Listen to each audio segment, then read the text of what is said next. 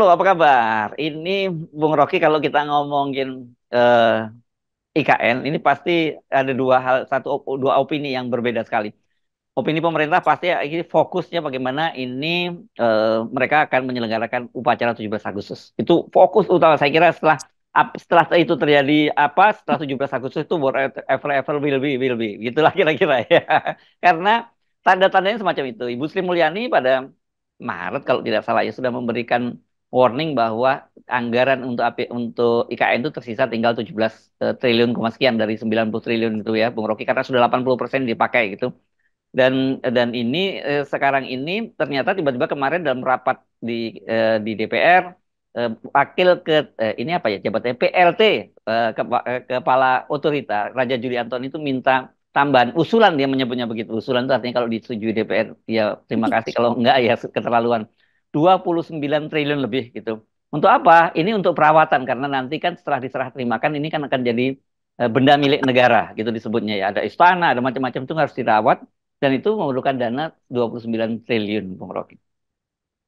Itu sama seperti minta supaya Bandung Bondowoso itu Mm, menyelesaikan mm, eh, Candi Prambanan, tetapi mm. sekaligus minta untuk dikeluarkan dulu dana perawatan. Wah, candinya sendiri berantakan, bagaimana mau dirawat? Jadi, ini, ini Ya. juga Mm, petunjuk bahwa bagaimana di dalam kabinet sendiri kok nggak ngerti, Pak. Kan sudah bilang tinggal 17 triliun tuh. mm, Nah, kalau tinggal 17 triliun ya minta aja 1 triliun misalnya, mungkin mm, dikasih.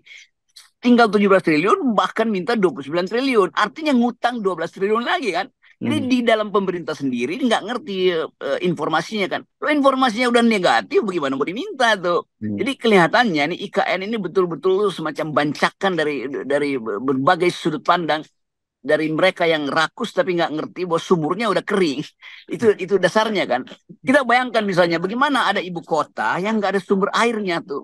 Kan Mm. Jokowi bilang dari awal bahwa ibu kota IKN itu akan pakai sistem sirkulasi dari dalam dirinya sendiri tuh, nggak akan pakai air dari luar ibu kota, akan digali di bawah ibu kota itu akan ada sumur-sumur resapan segala macam. Ternyata nggak ada, itu kosong, sehingga mesti ambil air dari tempat lain, ditampung di bendungan, baru dialirin ke ibu kota. Ya apa bedanya dengan Jakarta tuh, yang juga tergantung dari suplai air dari Bogor dan apa namanya, mungkin juga suplai air yang paling bagus itu datang dari Tulung Agung itu, karena kita mencari pertolongan yang maha agung dari Tulung Agung sebetulnya kan. Jadi semua hal yang diucapkan oleh Jokowi itu tidak berbasis pada analisis dampak lingkungan.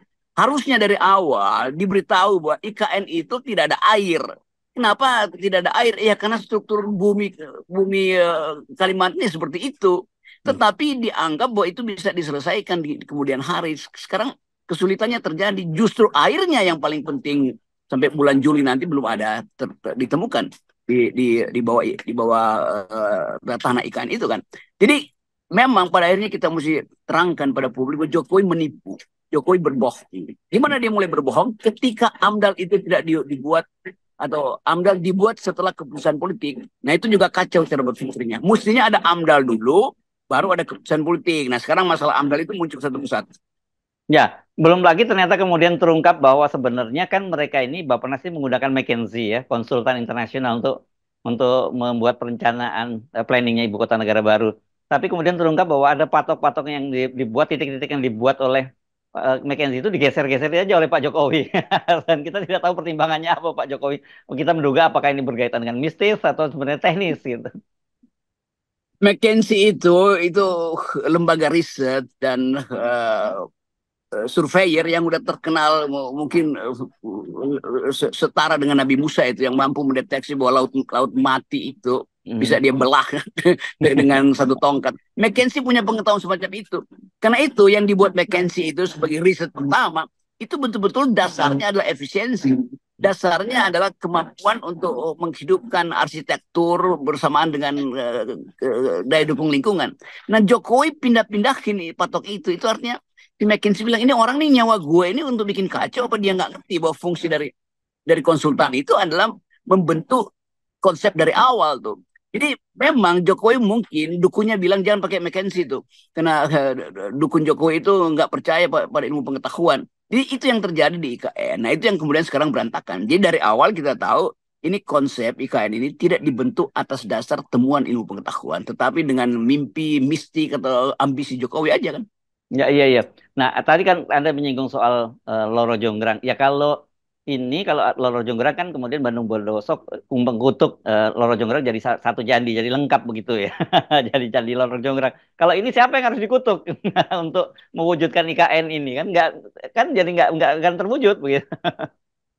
Ini Bandung Bondowoso Malar Jongra itu hidup di dalam satu orang, dia sendiri tuh, dia jadi Hmm. Bandung Bondowoso, dia jadi Loro Hmm. Jonggrang, dia berantakin sendiri kan. Jadi ini Muki di Jonggrang sebetulnya nih itu. Ya. Jadi semua hal yang kita bayangkan tentang masa depan itu akhirnya berantakan. Hmm. Dan ini soal pertama yang dibayangkan juga oleh Pak Prabowo. Setiap kali Pak Prabowo dengar kata IKN, Pak Prabowo langsung apa namanya dermatitis itu, kulitnya mungkin mulai gatal-gatal.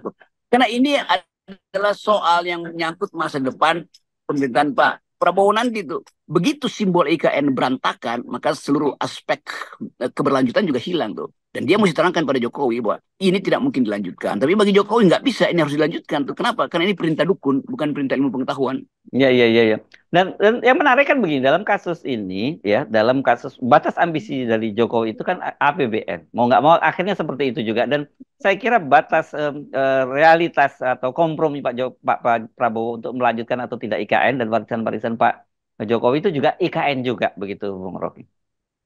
Ya Sorry, pada akhirnya itu APBN, sorry, APBN juga APBN maksudnya. Ya, juga. ya. Hmm. Jadi bangkrutnya APBN dan harus cari uang 18 triliun tahun depan itu udah bikin Prabowo pusing tuh. Karena itu saya kira Prabowo fokus pada APBN, fokus untuk menyelesaikan hidup mati janji-janji dia melalui APBN. Kan lain di Amerika itu ya APBN itu belakangan aja lah karena bagi publik Amerika yang penting ada easy money itu. Karena itu sistem perbankan mesti bagus sehingga mungkin akan diminta supaya Menteri Keuangan itu datang dari kalangan moneter aja, jangan dari kalangan fiskal, karena fiskal itu artinya pajaknya akan dinaikkan lagi, memeras rakyat lagi. Mending main di supply demand supply jumlah uang yang beredar. Tetapi itu juga potensi untuk dapat serangan balik yaitu ke inflasi kan. Jadi semua hal yang ada di dalam teori ekonomi itu nggak dimiliki oleh Jokowi kan. Jadi bagi Jokowi apa yang diambisikan itu harus dilaksanakan. Inilah contoh dari presiden yang tidak berpengetahuan dan menteri-menterinya itu nggak mampu untuk menegur presiden. Mesti Sri Mulyani sejak 8 tahun lalu udah kasih tahu pada presiden, jangan paksa APBN itu membiayai proyek-proyek yang infrastruktur yang bersifat mercusuar, itu berbahaya tuh. Jangan paksa ekonomi tumbuh 2 digit dengan akibat overheating, lalu tiba-tiba berhenti mesin itu kan. Jadi semua sinyal itu diberikan sebetulnya oleh ilmu pengetahuan. Tetapi sekali lagi kita tuntut pada Sri Mulyani, pada menteri-menteri yang seharusnya dari awal tahu bahwa IKN ini akan menjadi jebakan fiskal kita tuh. Nah Ya, itu ya. sebetulnya kejahatan yang harusnya juga di masa depan itu ditagih. Anda teknokrat tapi Anda tahu ini akan jeblok, kenapa Anda iakan? Jadi itu tabungan tabungan korupsi dari rejim hari ini akan dibongkar nanti pada satu saat ketika rejim ini sudah selesai. Ya, ya. Ini menarik kelihatannya. Ya, sayangnya itu dilakukan oleh Ibu Sri Mulyani setelah di akhir, betul-betul di akhir masa jabatannya. Kemarin ada peristiwa yang cukup lucu dan itu jadi bercandaan juga di DPR ketika Bahlil ngamuk-ngamuk karena ternyata anggaran dari kementerian dia dan lembaga BKPM itu dipotong 350% sementara targetnya tetap sama dengan target sebelumnya. Dan kemudian diledek-ledek ini apa karena Ibu Sri Mulyani tahu bahwa tidak akan lagi dipilih oleh Pak Jokowi, oleh Pak Prabowo, tidak akan berakhir masa jabatan Pak Jokowi dan tidak akan dipilih Pak Prabowo sehingga berani memotong anggaran kementerian yang dipimpin oleh seorang menteri yang paling dekat dengan Pak Jokowi. Begitu kata anggota DPR.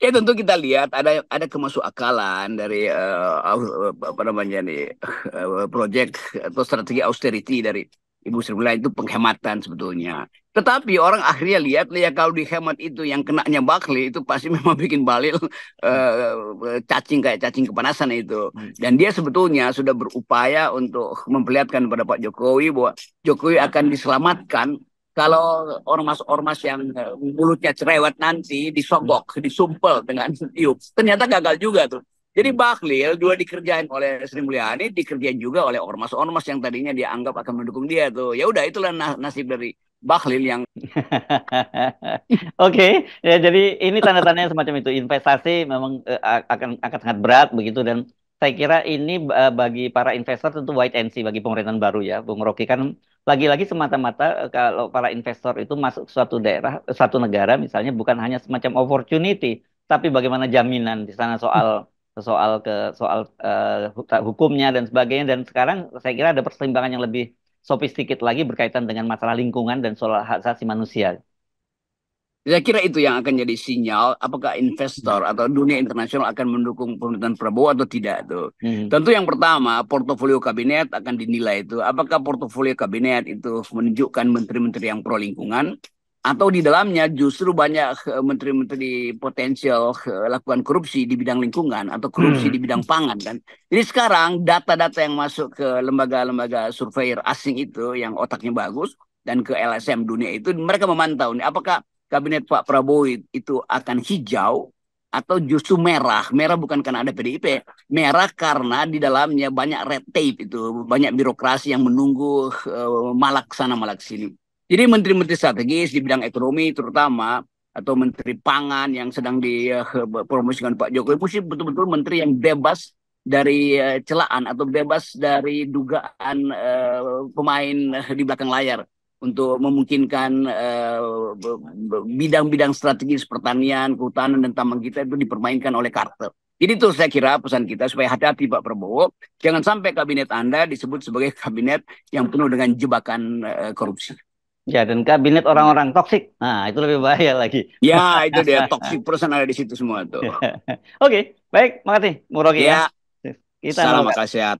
Yes. Ya.